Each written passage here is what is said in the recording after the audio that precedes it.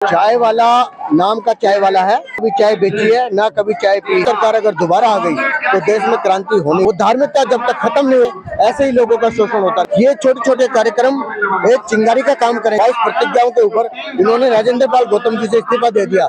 वो नहीं चाहेंगे कि हमारा वजूद खत्म हो।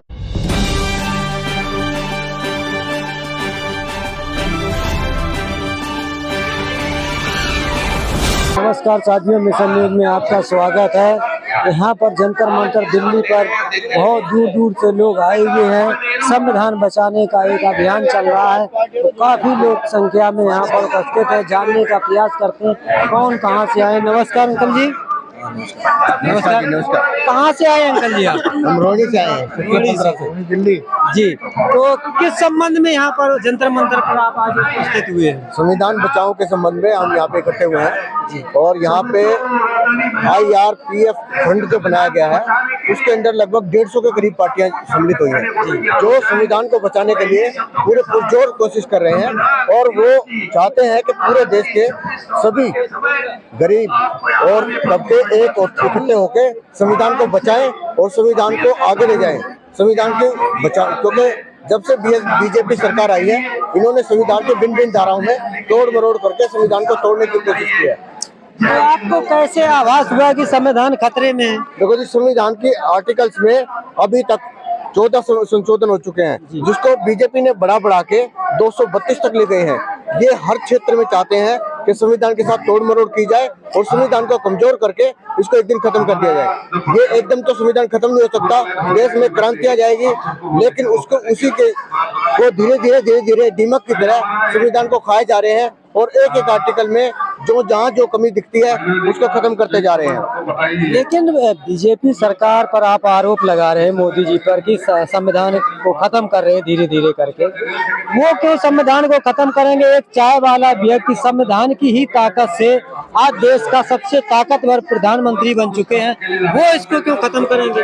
चाय वाला नाम का चाय वाला है, ना उसने कभी चाय बेची है ना कभी चाय पी है। रही बात संविधान बचाने को खत्म करने की, इसमें जो RSS वाद और जो छिपा हुआ है, चेहरा दिखाने का और है और काम करने का और है।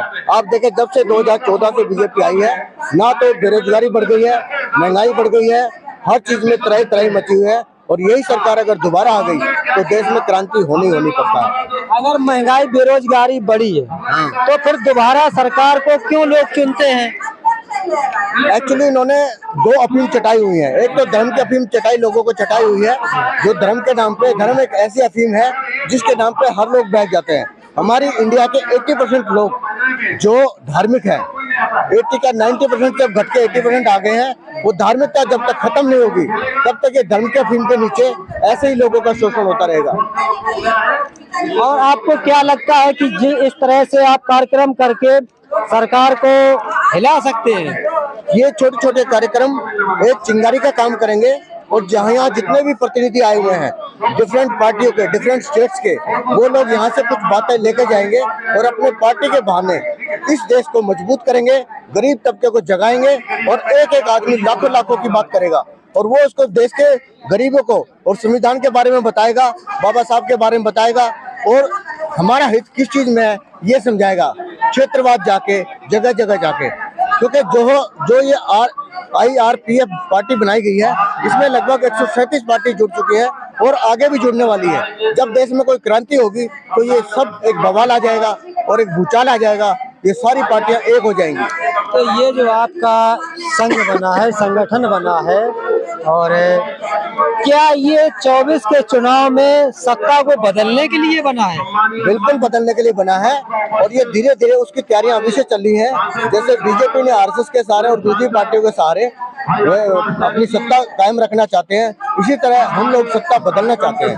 और हम भीम साहब के अनुयायी हैं और भीम साहब के अनुयायी भी धीरे धीरे जागृत होते जा रहे हैं और एक एक चिंगारी ले जाके, जैसे चूल्हे की आग जाके दूसरी आग जल जाती थी, सेम ये चिंगारियां यहाँ से जाएंगी और हर स्टेट में क्रांति की लहर आएगी। जैसा आपने कहा भीम के अनुयायी, तो भीम के अनुयायी तो मोदी जी भी हैं। मोदी जी भीम के अनुयायी नहीं है, और वोट लेने के दिल्ली लिए के जो सीएम है अरविंद केजरीवाल वो भी भीम के अनुयायी है। सभी कहने के लिए भीम के अनुयायी हैं, लेकिन सच्चे भीम के अनुयायी हैं तो भीम की 22 प्रतिज्ञाओं के ऊपर इन्होंने राजेंद्र पाल गौतम जी से इस्तीफा दे दिया, वहाँ उनके दांत खाने के और दिखाने के और पता लग गई। इसी तरह मोदी जी भी जितने कार्यक्रम चलाते हैं, जैसे जो पहले मंडल कमंडल में भर्ती हुए थे, जो आरक्षण बाबा साहब के संविधान में दिया गया था, मंडल कमंडल के भर्ती हुए लोग आज जो रिटायरमेंट पे आ गए हैं और आगे नई भर्ती उन्होंने की नहीं है, तो उसी को क्षतिपूर्ति करने के लिए ये IRPF बनाया, जो संविधान की संविधाओं को कानूनों को लागू करवाएंगे और वो दोबारा से फिर एक दिन भर्ती आएंगे। जैसा कि अभी आपने कहा राजेंद्र पाल गौतम जी को पद से हटा दिया केजरीवाल ने, लेकिन गौतम जी ने कभी ऐसा नहीं कहा कि मुझे केजरीवाल ने हटाया। गौतम जी ये बात कह भी नहीं सकते। उसका कारण क्या है, जब उनके पीछे नींव होगी और नींव मजबूत होगी तब वो कहीं कहेंगे ना, वरना किसी पार्टी को छोड़ के नई पार्टी में जाने से नेता की वजूद खत्म हो जाता है। वो नहीं चाहेंगे कि हमारा वजूद खत्म हो, लेकिन चिंगारी उनके दिल में है, वो धीरे धीरे अपने लोगों को एकत्रित करेंगे और तब किसी पार्टी में जाके शामिल होंगे। अगर इस पार्टी में उनको उचित पद नहीं मिला तो नेचुरली क्रांति आएगी, और क्रांति के साथ साथ उनके पीछे बहुत सारे लोग हैं, ऐसी बात नहीं है।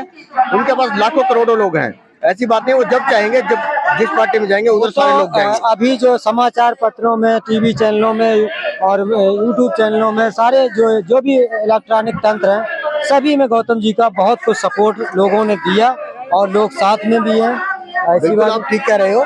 देखो जी, स्पोर्ट्स जन क्रांति होनी चाहिए।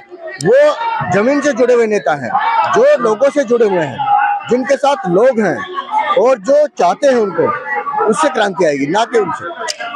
चलिए, बहुत बहुत धन्यवाद आपका हमसे बात करने के लिए। और ये जंतर मंतर से बहुत जगह जगह से लोग आए हुए हैं, अपनी अपनी प्रतिक्रियाएं दे रहे हैं किस तरह से किसको संविधान को बचाना है। इसी जय हिंद, जय भारत, जय संविधान।